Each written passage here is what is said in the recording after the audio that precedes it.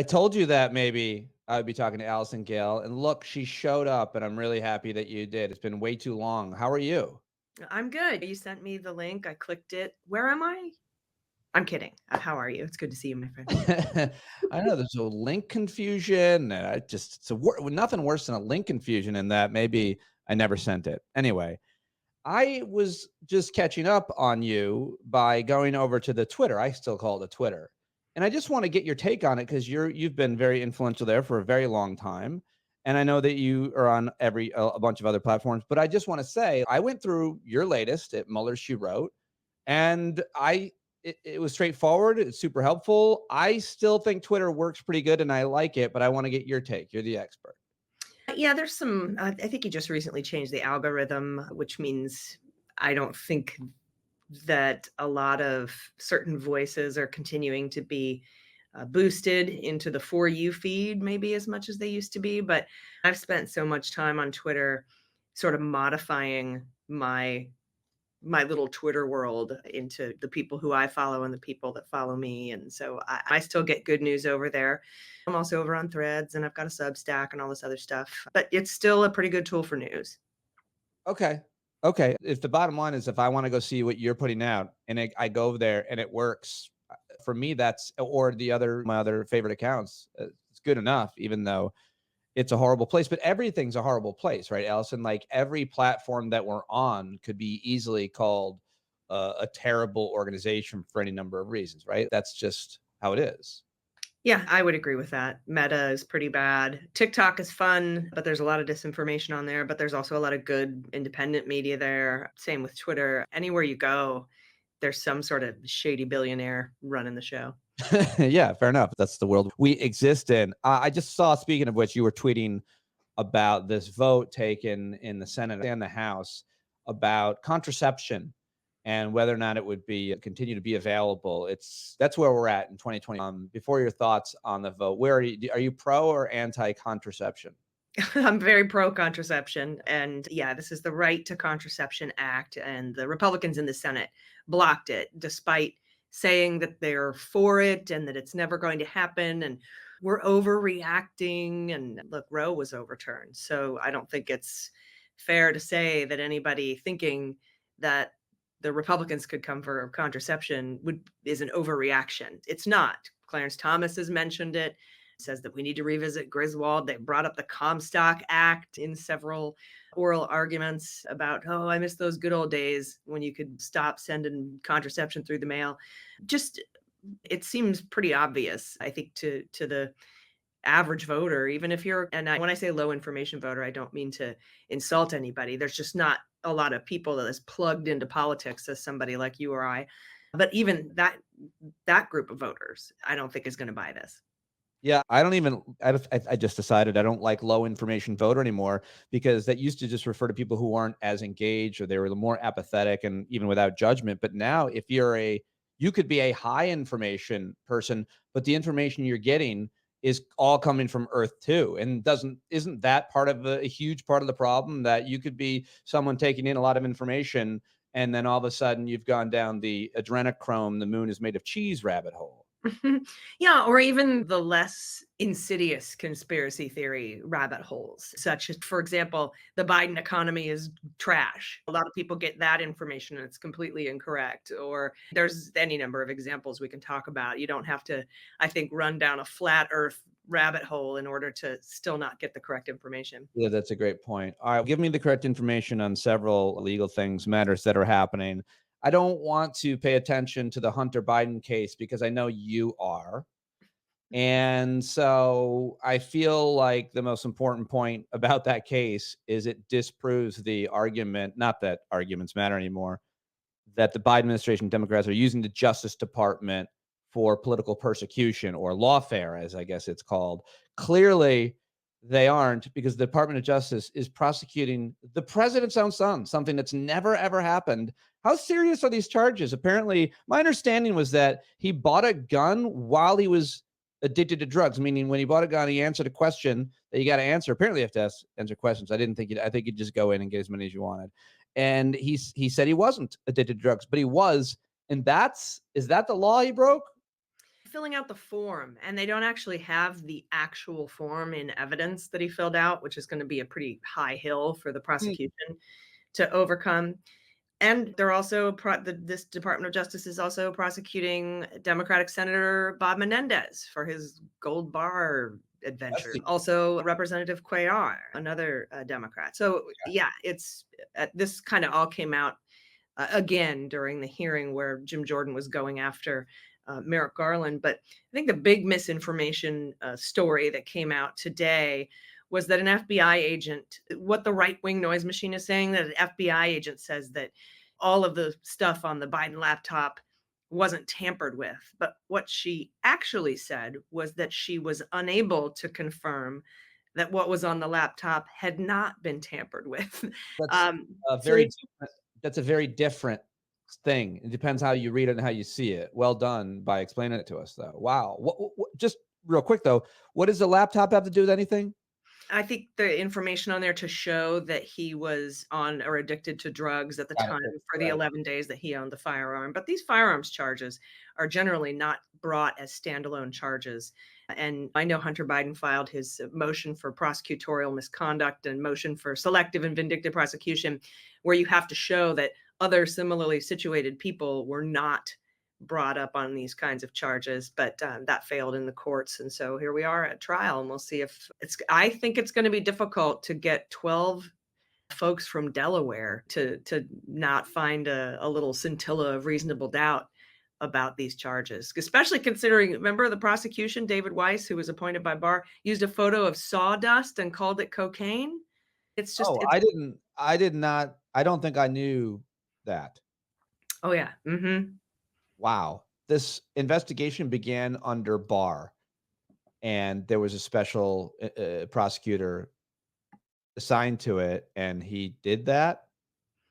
David Weiss was appointed by Barr, not as special prosecutor, but just to look into all of the Hunter Biden crimes. And yeah, as in one of the court pleadings, he had a photo of what was so it's a long story, but there's a guy who was also addicted to drugs, but he was a woodworker who knew Hunter Biden, who knew Hunter Biden's therapist, I think.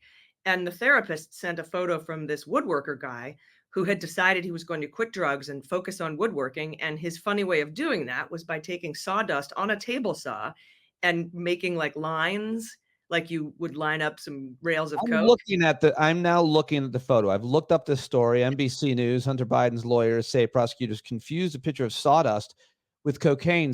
There's a bunch of sawdust on a saw, and somebody jokingly cut it into lines, it looks like, which is something we do. All of us have done. I'm doing it right now while I'm talking to you, but with weed. I like to rail sawdust off of various body parts. No, but like that woodworker sent that photo to their shared therapist and said, "I choose woodworking basically instead of drugs." And this person that Barr appointed actually put that photo to in a court pleading to show that Hunter Biden was on drugs, even though it wasn't Hunter Biden's photo and it's not drugs. Terrible. Wow. How long will this case go, and what are what could be the consequences? Could he go to jail? Could Hunter Biden go to jail? That's got to be a distressing thing for the old man in the White House.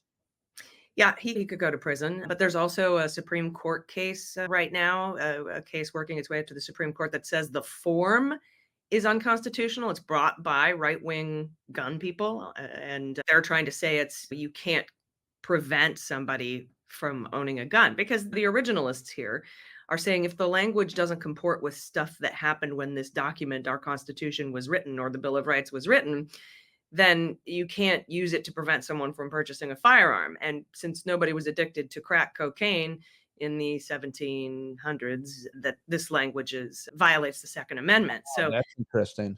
that could throw the whole thing off as well. But it didn't get dismissed in pretrial motions on that point either. All right. Well, we'll all be listening to you and following you for more on Hunter Biden's case. It's least important, probably, of almost everything that you talk about, that you know a lot about. So let me get to the much more important things. First of all, just your thoughts on Merrick Garland overall, his performance as Attorney General, and how yesterday when he was getting grilled on Capitol Hill. I feel like you've been generally more supportive of him, but the main criticism of Merrick Garland is that he should have brought his cases against Trump much earlier. I guess that's a very brief way of saying it. And you, I feel like, have been arguing, be patient with the guy. He's doing his best, and others maybe less. And I wonder what your thoughts are in his overall performance, and then we'll get to, obviously, the investigations.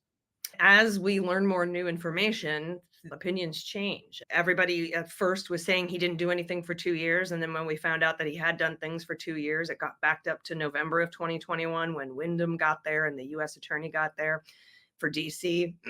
And then some more recent New York Times reporting shows that the week Merrick Garland got there, he started investigating Donald Trump and the top of the coup. He put together something called the Investigations Unit, and he kept it very small so as to prevent leaks. And what they were looking at was the connections between the Oath Keepers and the Proud Boys through people like Steve Bannon, Roger Stone, and Alex Jones at the Willard Hotel and the White House. And Merrick Garland said, I realize this could go all the way up to Trump. I won't put any restrictions on you. And they went down that road for a few months and then found that they weren't probably going to be able to have the evidence to prove that connection. And also, there was a Trump holdover at the FBI called Dan Tuono who refused to issue search warrants and execute search warrants and subpoenas for the Willard Hotel and things like that. We've got all that information now through public reporting and court filings. And eventually, at the end of 2021, Merrick Garland was so frustrated at the pace of this because the FBI holdovers were not executing his search warrants that he and Wyndham and the new U.S. attorney in D.C. went around the FBI and had Inspector General cops execute their search warrants, like to seize the phones of Eastman and Clark and Scott Perry, had the post office cops executing their search warrants and subpoenas.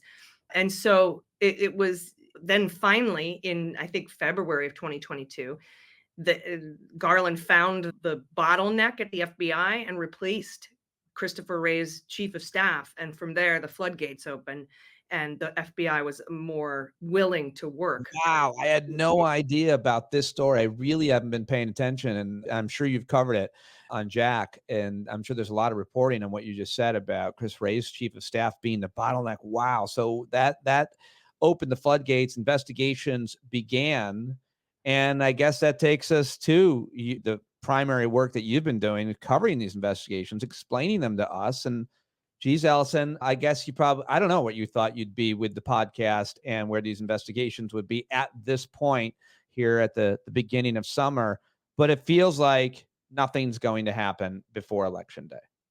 Yeah, we have to wait and see what the Supreme Court does. Again, Merrick Garland, Jack Smith, they indicted with plenty of time for these to go to trial before the election. Plenty of time. Now we have a Supreme Court, a corrupt Supreme Court, sitting on this January 6th trial of Trump. And we have Judge Cannon, a corrupt judge in Florida, sitting on the documents case. The documents case was supposed to go May 20th. The January 6th case was supposed to go March 6th. We'd be done with the January 6th case and well into the documents case by now if it weren't for these corrupt judges. And also, it didn't help that in all of 2021, you had Republican senators like Ted Cruz, Tuberville, Mike Lee, all the Republican senators that participated in the insurrection, blocking Biden's appointment of the new DC U.S. attorney. It took until November, almost the end of the year, 2021, to get him put in place. They actually wrote Merrick Garland a letter and said, and until you start treating the Black Lives Matter protesters the same way you're treating the January 6th peaceful protesters, we will not confirm your new DC U.S. attorney, who would end up investigating them. Another thing I just had no idea about. So we would be in a much different place. And those are explanations. But other bottlenecks that I didn't know were taking place. So the Supreme Court, also corrupt, of course, is going to decide on whether or not Trump has immunity, or the president has immunity and can kill his political opponents, which means that Joe Biden could then kill Trump right away, I think, when that decision came down, and legally do it. Legally, he could do it, is what it sounds like. But even if what it seems like all the experts I've heard, and I'm sure you agree, they decide that he doesn't have immunity, the case can move forward. If that's the case, will there be time? What will happen? What do you predict? If the Supreme Court rules in such a way that allows the case to continue to go forward, and if they rule this month or by the end of this month or very early in July, we may see the case and the trial happen either right before the election or during the election. And Judge Chutkan isn't going to allow something like an election to interrupt her criminal proceedings, I don't think. So, but they could also remand it back to Judge Chutkan to decide whether all of the charges in the indictment are subject to whatever immunity rule the Supreme Court creates. If they do that, if they decide to do that, and if she has to litigate that, that can be appealed all the way back up to the Supreme Court. And we're looking at another serious delay, and we're probably not looking at a trial until early 2025. Oh, don't like that scenario at all. I really like the idea that he's sitting in a courtroom. And would it be different if he was in her courtroom in DC in terms of cameras? No camera. No, no cameras. And I of course have to ask you what about the Aileen Cannon, the other case, the documents case, and where's that at?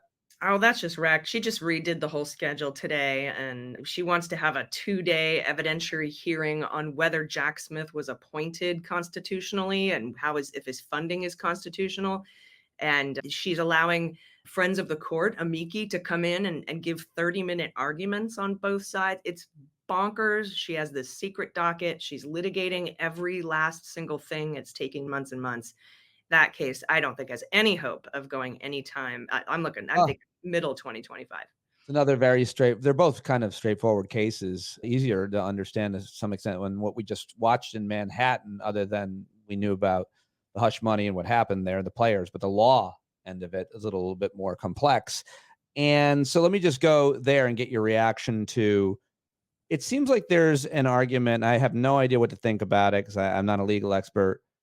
Not that clearly he was guilty. Clearly the prosecution did a great job. Alvin Bragg's people did a great job. The jury was fair, all counts. I'm seeing a lot of conventional wisdom on that, even on people on the right that are just saying, listen, that the case was, but the argument seems to be the more legitimate one is whether or not the case ever should have been brought. CNN's Ellie Honig is getting a lot of grief from people like you for an article he wrote basically saying that. I don't know if anybody else respectable, prominent are saying that, but just your take on just those arguments, whether or not that case was political. The Manhattan DA brought this to get Trump, wouldn't be brought against anybody else. They should have given more leeway to a former president. The history of that case is that it began with an investigation by a lifelong Republican. One Robert Mueller began that investigation. It is in Appendix D under redaction bars in the Mueller report is the Cohen investigation. And out of that was born this hush money payment to interfere in the election. That got handed off to the Southern District of New York. And they wanted to bring this case, but Bill Barr and Donald Trump said, no, don't. And in fact, tried to fire him and get rid of the U.S. attorney there so that they could have a more amenable yes person to do their dirty work. And eventually the Southern District of New York, the feds, called the Manhattan DA's office and said, don't bother investigating this Cohen stuff, this Trump stuff. We're doing it. We got it. So stand down. And then what did they do? They sat on it for a year and did nothing to try to prevent, I think, the Manhattan DA from being able to bring the charges. And so they were trying to have that statute of limitations expire. But in true Trump fashion, he shot himself in the foot because of his mishandling of COVID. Governor Cuomo in New York told all criminal statutes of limitation. And so that gave Alvin Bragg more time to bring these charges. So any delay on bringing those charges occurred because of the Trump and Barr Department of Justice and their attempts, I think, to obstruct that investigation. Wow. More stuff I didn't know, but that's what you get. That's what you get with this person, this Allison Gill. And you can get it every day on the Daily Beans and Jack, of course. Give me one more thing that I'm not asking you about, a story or something that you're covering, that you're thinking about. We haven't really talked mostly legal cases, much about politics. I don't know if there's anything else that you want to mention, but Well, just one thing about the Cannon case. Everyone says it's very complicated because there's SEPA laws, right? Laws of how to deal with classified documents in a trial. Mhm. But I just want to point out that the Bob Menendez case has a SEPA element to it. And that case went from indictment to trial in 8 months.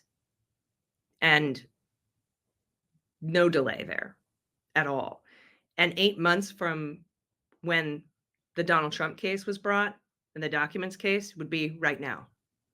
So that's we're looking at a delay caused by Judge Cannon and not by Merrick Garland doing nothing. So Wow. Really very interesting. I'm glad I got that one more nugget. Did you watch Fauci? I did. I watched the Fauci hearing. Marjorie Taylor Greene is insufferable. What do you think? Yeah. Nobody, her own colleagues don't like her. It's a weird, her behavior is, I don't know who she's doing it for. I think she got kicked out. I think she got kicked out of that hearing.